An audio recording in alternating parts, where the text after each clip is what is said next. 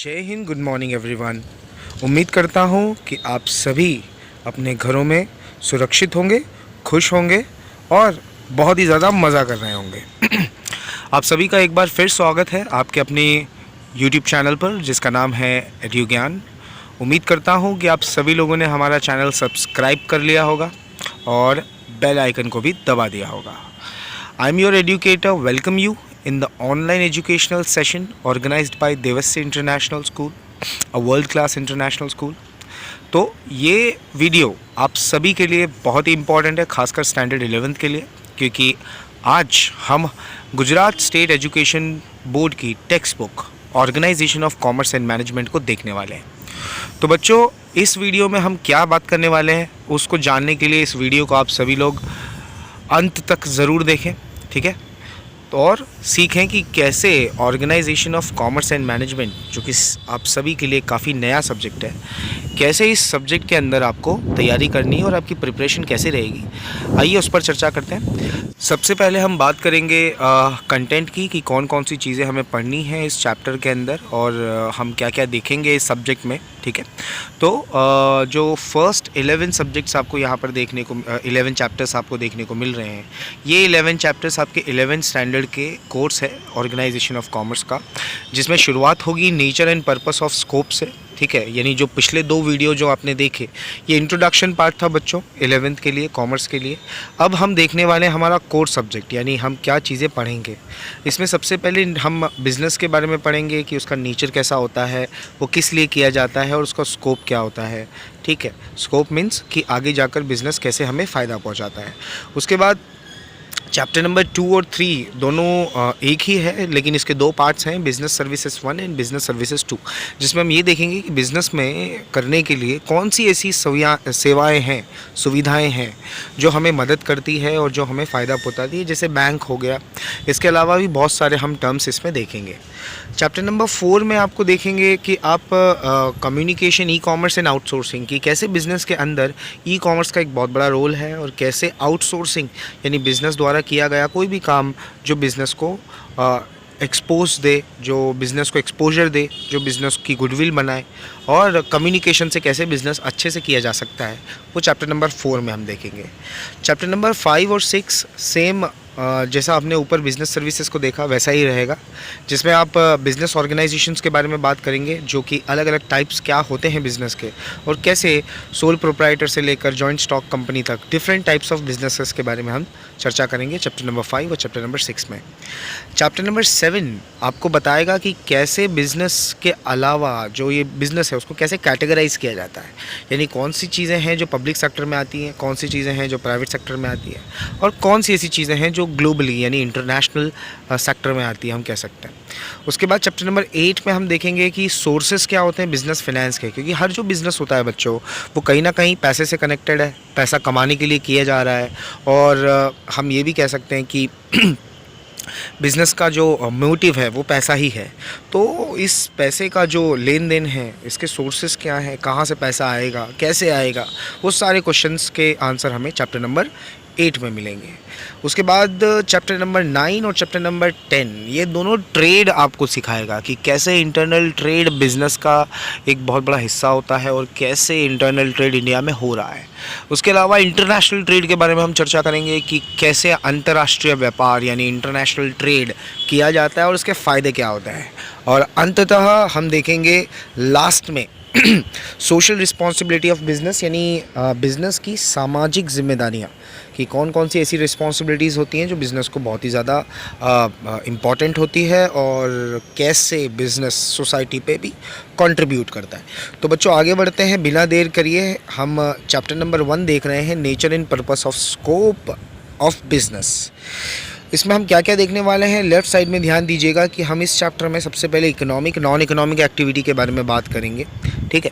तो अगर आपको ये कॉन्सेप्ट समझना है तो आप मेरी पिछली वीडियो देख सकते हैं, ठीक है, जिसमें हमने डिस्कस किया था कि इकोनॉमिक और नॉन इकोनॉमिक एक्टिविटी क्या होता है।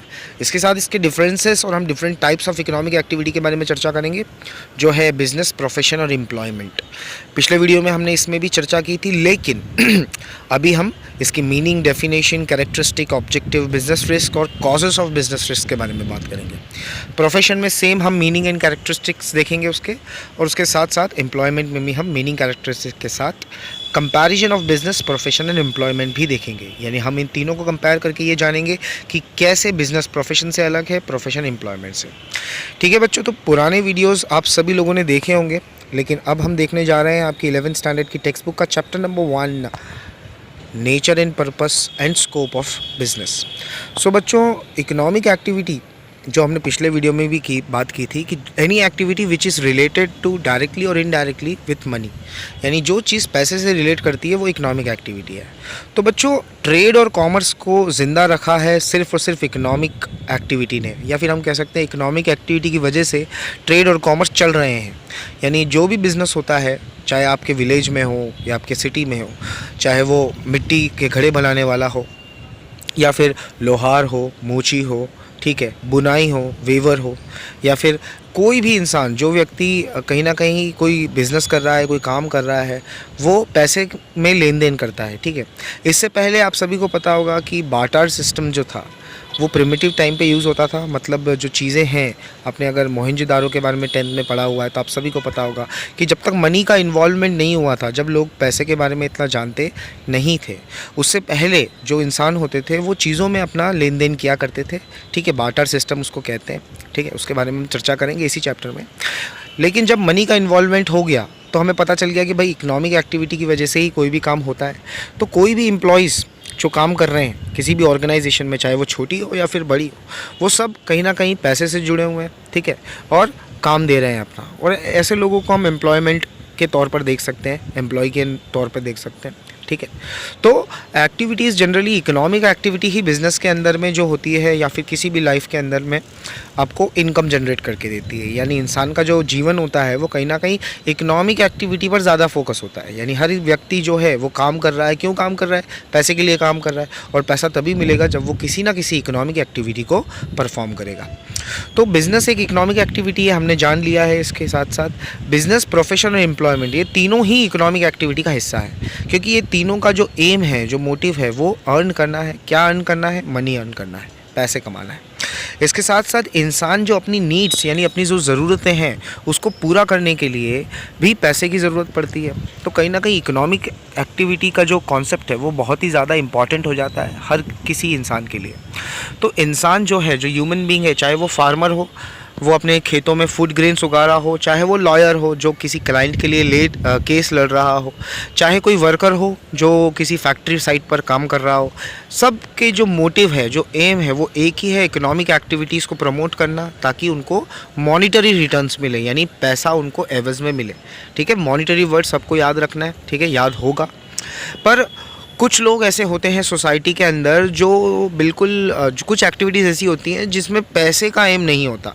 यानी जो एक्टिविटी इसलिए की जाती है जैसे शायद समाज का भला हो, ठीक है, किसी को हेल्प करना, ये सारी एक्टिविटीज़ वो हैं जो नॉन इकोनॉमिक एक्टिविटी का हिस्सा है। जैसे कोई सोशल वर्कर, यानी कोई सामाजिक कार्यकर्ता समाज के लिए काम कर रहा है, ठीक है, समाज की बुराइयों को मिटा रहा है, अच्छी फैसिलिटीज़ दे रहा है बिना किसी पेमेंट के, फ़ीस के, चार्ज के, मनी के। तो हम कह सकते हैं भाई कि ये एक नॉन इकोनॉमिक एक्टिविटी है। ये एक डॉक्टर द्वारा भी की जा सकती है, जैसे कोई कैंप, कोई सेमिनार, कोई मोटिवेशनल और सोशल सर्विस की जाए, तो ये सब नॉन इकोनॉमिक एक्टिविटी का हिस्सा है, क्योंकि इसका कोई भी एम इकोनॉमिक बेनिफिट पाना नहीं होता, मॉनिटरी कंसिडरेशन लेना नहीं होता। इन शॉर्ट, मनी रिटर्न में इनको नहीं चाहिए। तो ऐसी एक्टिविटी को बच्चों हम क्या कहते हैं? Non economic activity. उम्मीद करता हूँ अभी तक आपको नॉन इकोनॉमिक और इकोनॉमिक में एक बेसिक डिफरेंस समझ में आ गया होगा। नहीं समझ में आया है तो आपके लिए है ये 1.1 इकोनॉमिक एक्टिविटी। बच्चों, इकोनॉमिक एक्टिविटी जो होती है वो ज़्यादातर इकोनॉमिक बेनिफिट के लिए की जाती है, यानी मॉनिटरी कंसिडरेशन के लिए, पैसे के बदले में। और जो इंसान होता है वो अपने जीवन जीने के लिए, अपनी ज़रूरतें पूरी करने के लिए भी पैसों की ज़रूरत उसे होती है। तो सारी इकोनॉमिक एक्टिविटी जो होती है वो प्रोडक्टिव होती है मतलब या तो वो किसी व्यक्ति विशेष यानी किसी एक पर्टिकुलर इंसान के लिए प्रोड्यूस की जा रही है, क्योंकि जब हम उसे कुछ देंगे तभी तो वो बदले में हमें मॉनिटरी रिटर्न देगा, यानी चाहे वो गुड्स हो, चाहे वो सर्विस हो, चाहे वो कुछ भी चीज़ हो, हमें पहले उसे प्रोड्यूस करना है, यानी उसे बनाना है ताकि वो व्यक्ति उसके लिए वो फ़ायदे का काम कर सके। सो जो भी इंसान होता है वो अपनी नीड्स पूरी करने के लिए, इकोनॉमिक बेनिफिट्स पाने के लिए काम करता है, चाहे वो फार्मर हो, जैसा हमने देखा अपने फूड ग्रेन्स का काम कर रहा हो, वो खुद भी कंज्यूम करेगा और उसे सेल करके पैसे भी कमाएगा। एक वेवर है जो क्लोथ बनाएगा, खुद के लिए भी बना सकता है, और खुद के लिए बनाएगा तो वो नॉन इकोनॉमिक एक्टिविटी हो जाएगी क्योंकि उसमें कोई मॉनिटरी रिटर्न नहीं है। लेकिन अगर वो प्रोड्यूस करके बेच रहा है तो ये एक इकोनॉमिक एक्टिविटी है। उसी तरफ कारपेंटर अगर वो अपने घर के लिए कोई मैन्युफैक्चर कर रहा है तो ये एक नॉन इकोनॉमिक एक्टिविटी है, लेकिन अगर बनाकर बेच रहा है तो ये एक इकोनॉमिक एक्टिविटी है, क्योंकि बदले में उसे क्या मिलने वाला है, पैसा मिलने वाला है, इकोनॉमिक रिटर्न्स मिलने वाले हैं। ठीक है, तो इकोनॉमिक एक्टिविटी आज के समय में यानी आधुनिक समय में, आधुनिक दुनिया के लिए बहुत इंपॉर्टेंट है बच्चों। और उसके साथ साथ नॉन इकोनॉमिक एक्टिविटी भी, कैसे, ये हमें पता चलेगा 1.2 नॉन इकोनॉमिक एक्टिविटी के पॉइंट में। ऑब्जेक्टिव जो होता है नॉन इकोनॉमिक एक्टिविटी का वो क्या है भाई? मॉनिटरी रिटर्न्स नहीं है। मतलब क्या कह सकते हैं कि मॉनिटरी पैसे की ज़रूरत इस समय एक नॉन इकोनॉमिक एक्टिविटी में नहीं होती। तो फिर ज़रूरत किस चीज़ की होती है? ज़रूरत होती है सिर्फ कंसिडरेशन किस चीज़ की, चाहे वो सोशली हो, मेंटली हो, ठीक है, यानी सेटिस्फैक्शन उसको मिलना चाहिए उस काम को करने के लिए। इन शॉर्ट हम ये कह सकते हैं कि जो सोशल सर्विसेज करते हैं जो लोग, चाहे वो सोशल वर्कर हो या फिर कोई नर्सिंग जॉब हो, डॉक्टर हो, जो बिना पैसे के लिए किसी की हेल्प कर रहा है, जैसे मदर फॉर हर चिल्ड्रन, ठीक है, एंड उसके हमने लास्ट वीडियो में इसके बारे में चर्चा की थी। या फिर हम कोई वॉलंटियरली काम करते हैं, ठीक है, वॉलंटियर का काम करते हैं, ये आपने सुना होगा, जैसे स्कूल में कोई प्रोग्राम हुआ, हम उसके लिए प्रिपरेशन के लिए काम कर रहे हैं, उसका अरेंजमेंट देख रहे हैं, लेकिन उसके बदले में कोई पैसे नहीं मिल रहे हैं, ठीक है, कोई मनी जनरेट नहीं हो रहा है, तो ये सारी इकोनॉमिक एक्टिविटी नहीं, नॉन इकोनॉमिक एक्टिविटी कही जाएगी। इसमें क्या क्या चीज़ें इंपॉर्टेंट है ये देख लेते हैं बच्चों। सबसे पहले the unity of community, volunteer working, ये सब चीज़ एग्जाम्पल्स हैं, ठीक है, किस चीज़ का, जैसे अगर कोई अर्थक्वेक आ जाए तो ये सब लोग मिलकर कैसे वॉलंटियर्स लोगों की हेल्प करते हैं, सुनामी के समय आपने देखा होगा, ठीक है। तो नॉन इकोनॉमिक एक्टिविटी में जो बेस होता है वो यही होता है कि इमोशनल सेटिस्फैक्शन चाहिए, ठीक है, यानी मानसिक शांति के लिए ये किया जाता है, और पैसे का इसमें बिल्कुल रोल नहीं होता। The motivating factor of this activities are services to the country, यानी इसका एक ही मत है, सर्विस देना कंट्री को, सर्विस देना सोसाइटी को, और एक ऐसी फीलिंग जनरेट करना लोगों के जीवन में जो बदलाव लाए, जो चेंज लाए, ठीक है बच्चों। तो इकोनॉमिक और नॉन इकोनॉमिक एक्टिविटी आप सभी लोगों को पता चल गई है, मैं उम्मीद कर रहा हूँ। डिफरेंस देख लो एक बार और, इसका मोटिव क्या है इकोनॉमिक एक्टिविटी का, बेनिफिट जनरेट करना, कैसा benefit, money related. Non economic activity का मोटिव क्या है, उसका मोटिव है सिर्फ और सिर्फ सोशल सर्विस देना, ह्यूमन सर्विसेज प्रोवाइड करना ताकि कंट्री और सर्विस ह्यूमन बीइंग का भला हो सके। एक्सपेक्टेशंस मतलब इससे उम्मीदें क्या है? इकोनॉमिक एक्टिविटी की उम्मीद होती है भाई या तो प्रॉफिट मिले, या तो सैलरी मिले, या तो फीस मिले, या फिर हमारी जो वेल्थ है यानी हमारी प्रॉपर्टी है वो इंक्रीज़ हो जाए, बढ़ जाए, ऐसा कोई फ़ायदा हो, तो इसे हम इकोनॉमिक एक्टिविटी कह सकते हैं। नॉन इकोनॉमिक एक्टिविटी में ऐसा कुछ नहीं होता, ये सिर्फ सर्विसेज के लिए की जाती है, और सोशल सर्विस इनका एकमात्र ध्येय यानी टारगेट होता है। टाइप्स क्या हैं बिजनेस इकोनॉमिक एक्टिविटी के? बिजनेस, प्रोफेशन और एम्प्लॉयमेंट। वहीं दूसरी तरफ नॉन इकोनॉमिक का कोई टाइप नहीं होता, यानी हम इसे किसी भी लेवल पर कर सकते हैं, डॉक्टर्स भी कर सकते हैं, बिजनेसमैन्स भी नॉन इकोनॉमिक एक्टिविटी कर सकते हैं, और एम्प्लॉयर्स और एम्प्लॉई होते हैं वो भी नॉन इकोनॉमिक एक्टिविटी कर सकते हैं। रिस्क कितना है? रिस्क की बात करें तो इकोनॉमिक एक्टिविटी में रिस्क काफ़ी ज़्यादा है, क्योंकि बदले में कुछ मिला नहीं मिला, आपने कोई चीज़ बना दी वो बिकी नहीं बिकी, आप डॉक्टर बन गए, आपके पास पेशेंट्स आए नहीं आए, तो ये सब चीज़ रिस्क है बच्चों फ्यूचर के लिए। खैर ऐसा कुछ होता नहीं है, पर फिर भी रिस्क हमें लेकर चलना पड़ता है। वहीं नॉन इकोनॉमिक एक्टिविटी में कोई रिस्क है ही नहीं, यानी आप कुछ खोएंगे नहीं, जो आप कर सकते हैं वो आप कर सकते हैं। तो टाइप्स की बात हुई थी हमारी, और पिछले वीडियो में हमने चर्चा भी की थी बिज़नेस के बारे में, तो एक बार फिर से हम लोग देख लेते हैं कि जो बिज़नेस होता है इसका टर्म कहाँ से आया। ये टर्म आया भाई बिजी से।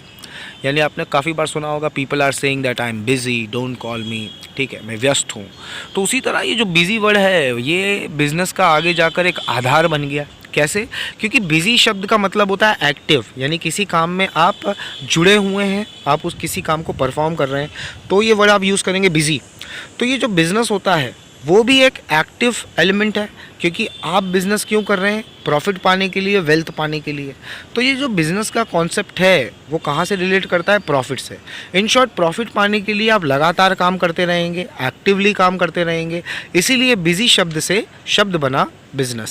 सम टाइम लॉस, कभी कभी ऐसा होता है कि कभी कभी हमें लॉस प्राप्त हो, ठीक है, तो ऐसी सिचुएशन में बिज़नेस क्या करता है? इकोनॉमिक एक्टिविटी को और इफ़ेक्टिव बनाता है। इफ़ेक्टिव बनाता है मतलब और अच्छा करता है, ताकि जो उसका प्रोडक्ट है, ताकि जो उसकी सर्विसेज है, वो मार्केट में और बिके, अच्छे से चले। तो बच्चों 11th में आपको डेफिनेशन कौन सी याद रखनी है? आप अपनी स्क्रीन पे सबसे नीचे देख सकते हैं। Business means an legal economic activity with the motive of profit. मतलब एक ऐसी लीगल इकोनॉमिक एक्टिविटी जिसका मोटिव सिर्फ एक ही चीज़ होती है, प्रॉफिट कमाना, फ़ायदा कमाना। ठीक है बच्चों, so thank you so much. आप सभी लोगों ने इस वीडियो को अंत तक देखा, समझा और जाना कि कैसे चैप्टर नंबर 1 का जो इंट्रोडक्शन है, बिज़नेस है, वो इकोनॉमिक एक्टिविटी और नॉन इकोनॉमिक एक्टिविटी में डिवाइड होता है, और उसका पार्ट हमने बिज़नेस अब तक हमने यहाँ तक देख लिया है। आपको रिवीजन मैंने दे दिया है। नेक्स्ट पार्ट में हम इसकी चर्चा करेंगे आगे कि कैसे बिज़नेस कैरेक्टरिस्टिक्स क्या होते हैं इसके, और कैसे बिज़नेस एम्प्लॉयमेंट और प्रोफेशन दोनों से अलग है। ठीक है, तो बने रहिए हमारे साथ हमारी अगली अपडेट्स के लिए। Till then, take care of yourself and your family. अपना ध्यान रखिए, अपने परिवार का ध्यान रखिए, और कोरोना जैसी पैंडेमिक बीमारी का ध्यान रखते हुए घर से बाहर बिना मास्क के न निकलें, हाथ बार साबुन से धोते रहें, और अपना बहुत बहुत ध्यान रखिए। ठीक है, एक बार लास्ट, अगर वीडियो आपने सब्सक्राइब नहीं किया है इस चैनल को तो कर लीजिए, बेल आइकन को दबा दीजिए। मैं आपका एजुकेटर गौरव आधनिक इजाज़त चाहता हूँ। ठीक है, थैंक यू सो मच। जय हिंद एवरीवन।